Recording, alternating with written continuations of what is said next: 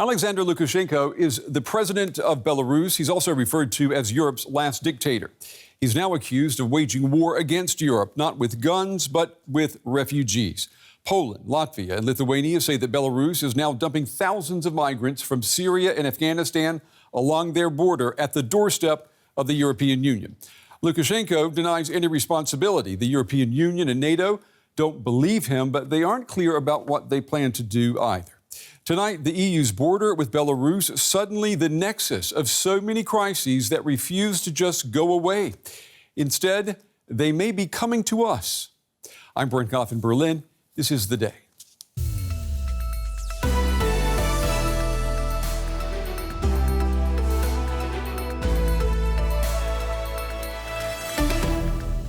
We are concerned with disturbing images and reports emanating from the Belarus-Poland border.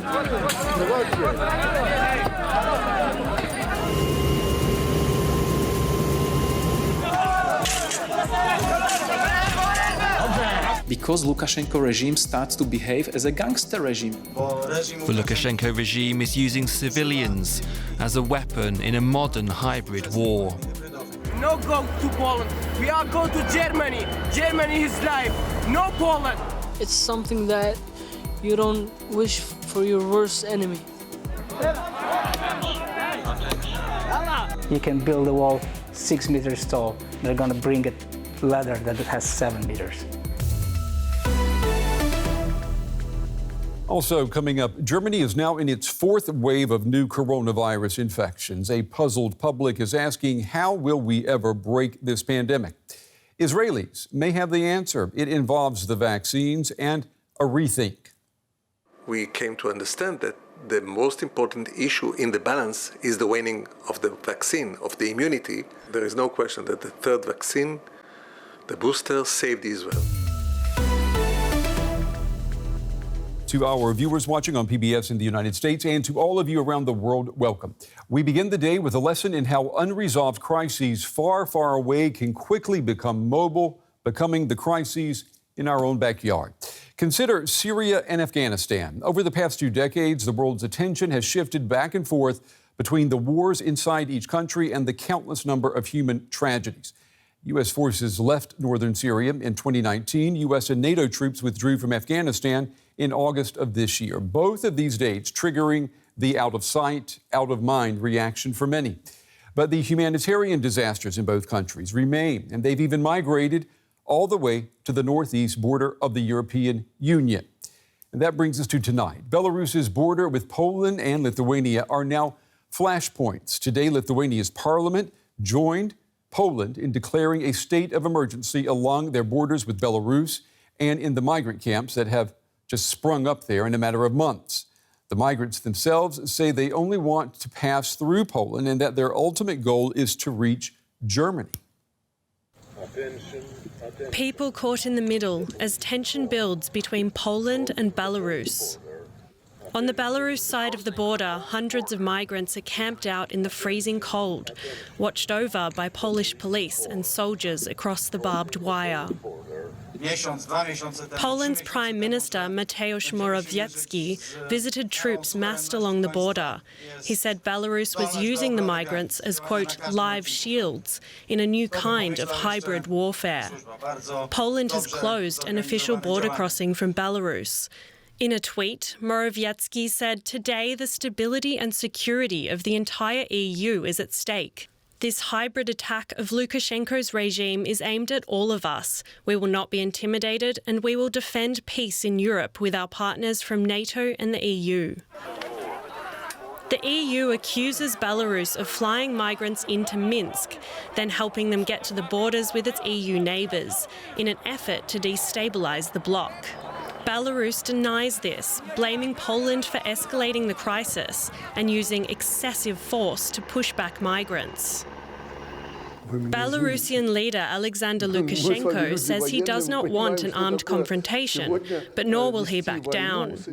We know our place, but we will not kneel. Poland has declared a state of emergency along the border. Journalists and humanitarian groups are barred from the area.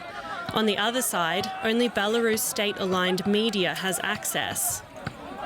The migrants have mainly come from the Middle East, many fleeing war or poverty. They want to head further west for a better future in Europe. Human rights activists say food and medicine are in short supply and temperatures are dipping below freezing, a humanitarian crisis unfolding as the threat of conflict rises.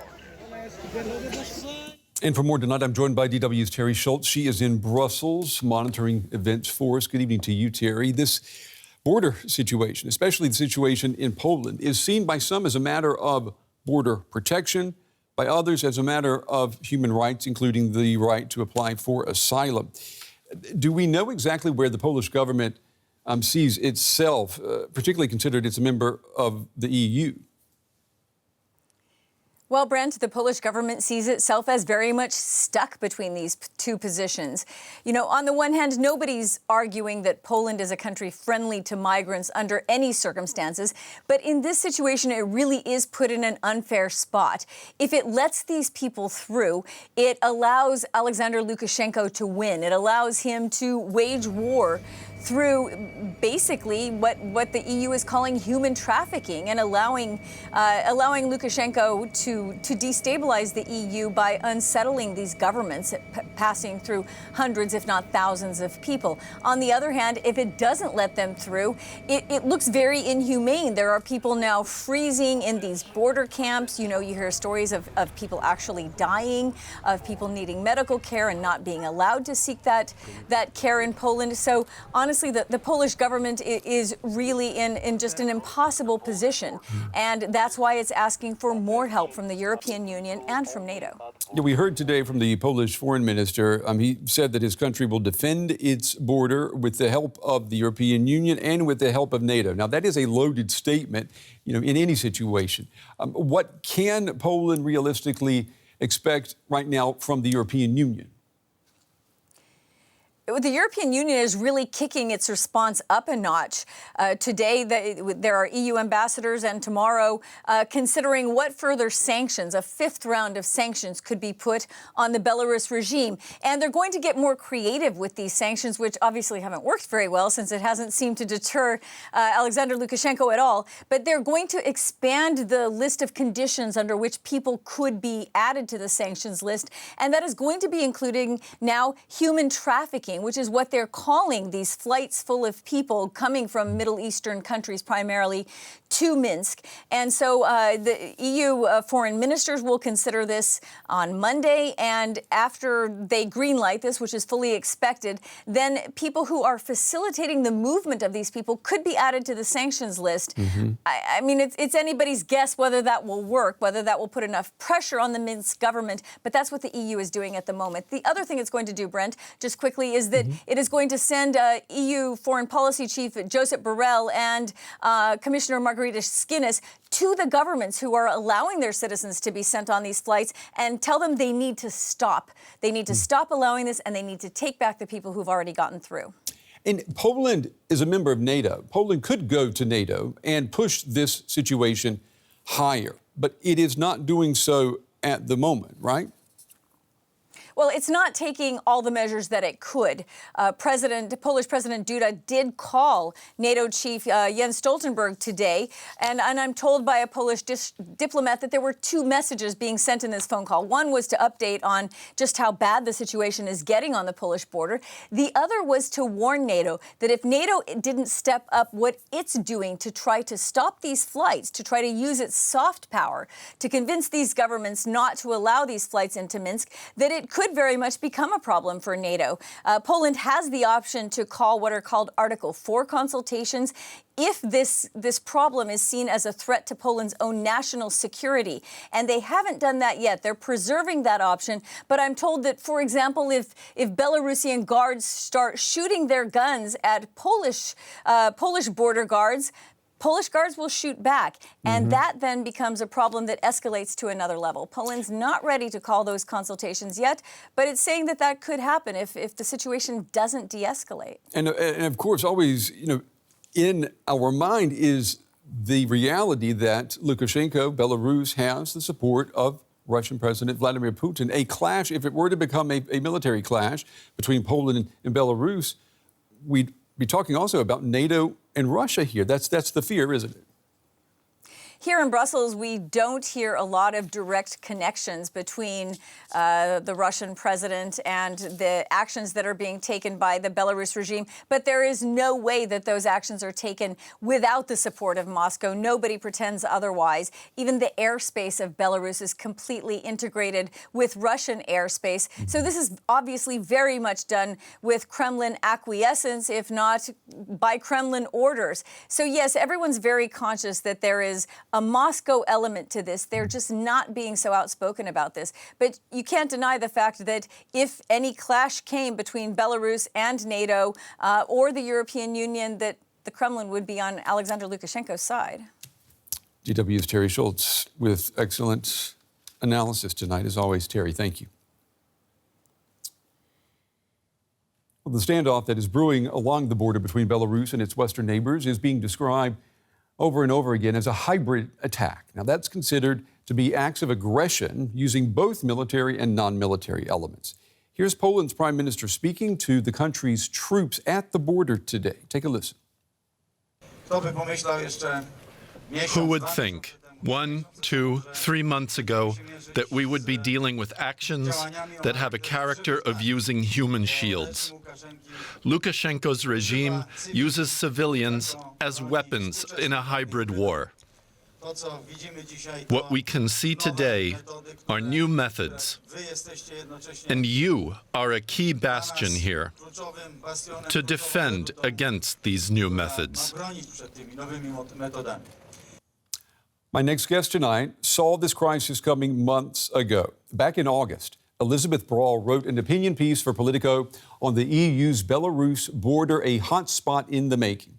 She's also the author, most recently, of the book The Defender's Dilemma: Identifying and Deterring Gray Zone Aggression. She's currently a resident fellow of the American Enterprise Institute, and I'm happy to welcome Elizabeth Brawl to the day tonight. She joins me from Washington, D.C. Elizabeth, it's good to have you on the program. Let me ask you, when you look at the situation, has Belarus just declared war on the European Union by allowing foreign migrants to cross its territory and knock on the doors of Poland, Lithuania, and Latvia? It has, for all intents and purposes, because it's destabilizing the European Union, it's weakening the European Union, it's causing chaos in the European Union in almost the same way that an armed attack might. But the clever part about using gray zone aggression, which is what this is, so gray zone aggression is anything below the level of using armed forces, is that you can do it, and the other country can't say, well, you're declaring war on us. So if you're the targeted country, or the targeted continent, as it were, there's very little you can do. And Alexander Lukashenko, some will say, is maybe a genius for finding this gray zone, particularly for Western democracies, and using it. And as long as he can use that gray zone and attack in there, he can still hold his hands up and say, it wasn't me. Well, how do you agree with that? Well, he has been very clever, or of course very devious in weaponizing migrants. So we have to remember back in May, he said he was going to flood the EU with drugs and migrants. And drugs, I think most people would agree, would be a bad thing. But if you flood the EU with migrants, many people will say, well, we should help them. And other countries will say, no, hang on, this is an act of aggression. We have to stop them at the border. So he knew that weaponizing migrants would not just cause chaos in these frontline states, Poland, Lithuania, and Latvia, and cause them to have to divert resources to protect their borders, where in the past they had very little border protection because things were going, the cooperation with Belarus was going very well. And now they have to divert resources. And on top of that, we have division within the European Union about what to do, because many people will say, well, Poland is too strict in sending them back, as we just heard from Terry Schultz. Whereas others, including Poland, Latvia, and Lithuania, say, no, this is an attack and we have to stop it using the means available to us. So he is extremely clever. And again, it's the defender's dilemma because there is no obvious answer. Poland's prime minister says that Lukashenko is really just a pawn in a much bigger plan that's being orchestrated by the Kremlin. Take a listen. The mastermind of this attack, being conducted by Lukashenko, is in Moscow. The mastermind is President Putin. It shows Moscow's determination to rebuild the Russian Empire. Now, if let's say that is true, does it make a difference, though, on the ground for Poland and the European Union in terms of how they can respond? I don't think it does really, because unless Russia does something actively, it would be very hard for the European Union to punish Russia for it. But it's clear that Russia at least is condoning what Belarus is doing, because Belarus is so highly dependent on Russia. And just the other day, President Lukashenko said in a television interview that, oh, we can bring many more things to the border, not just us, but the Russians. So he clearly has the support of Russia. But unless Russia acts, if the European Union, let alone NATO, if they were to respond, it would escalate the situation further. So the only thing they can do is really react to what Belarus is doing, and that is a big headache in itself. In this dilemma, though, I mean, it really is a dilemma for all Western liberal democracies. We say we stand for human rights, which includes the right to seek asylum. At the same time, we stand for the rule of law and for border protection and border integrity. Can liberal democracies in the 21st century, can they afford to stand for both of these principles at the same time? So this is a challenge, and that's what makes the situation today, including this one now with Belarus, so much worse than during the Cold War, the situation during the Cold War. Because during the Cold War, we had the Soviet Union and China. They wanted to be seen as respectable members of the international community, the Soviet Union and its satellite states, and China, which wasn't really a part of global decision-making very much. But nevertheless, it wanted to be seen as a respectable country.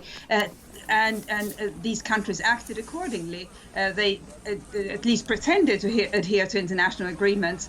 And so we didn't have things like weaponization of migrants, whereas now Belarus and its leader in particular doesn't seem to care that it's being seen as a rogue regime worldwide. If you don't care about your reputation as a country, you have incredible tools available to you, and the targeted country has no chance of using the same tools in response to you. So we are in a bind here as the West. I think the only opportunity available to us is the fact that many members of these regimes, including the regime in Belarus, they own property in the West, they have bank accounts in the West, they'd like to visit the West. So these are levers that we can pull to make them rethink their strategy. And I'm just wondering, though, is what we're seeing right now, is it really specific to Belarus and the EU and the geography there?